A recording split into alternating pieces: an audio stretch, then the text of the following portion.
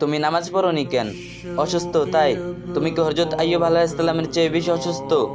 তুমি নামাজ পড়োনি কেন? দায়িত্ব থাকার কারণে? তোমার কি হযরত সুলাইমান আলাইহিস সালামের চেয়ে বড় রাজত্ব ছিল নাকি, যে দায়িত্ব সামলাতে গিয়ে নামাজ পড়তে পারোনি?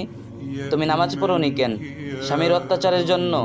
তোমার স্বামী কি বিবি আসিয়ার স্বামী ফিরআউনের চেয়ে বেশি অত্যাচারী ছিল? তুমি নামাজ পড়োনি কেন? সাংসারিক কাজকর্মের জন্য? তুমি কি ফাতেমা রাদিয়াল্লাহু তাআলা আনহার চেয়ে বেশি সাংসারিক ছিলে? আল্লাহ তাআলা বলেন, নামাজ না পড়ার জন্য আল্লাহর দরবারে কোনো অজুহাত চলবে না। দুনিয়ার আগুনের চেয়ে ৭০ গুণ তেজ সম্পন্ন জাহান্নামের আগুন থেকে যদি বাঁচতে চাও, তবে নামাজকে কখনো অবহেলা করো না। আল্লাহ তাআলা আমাদের সবাইকে সঠিক সময় ৫ ওয়াক্ত নামাজ পড়ার তৌফিক দান করুন, আমিন। আর ভিডিওটি একটা শেয়ার করে দিন, আর যে যত পারেন বেশি বেশি কপি লিঙ্ক করে দিন। بالذات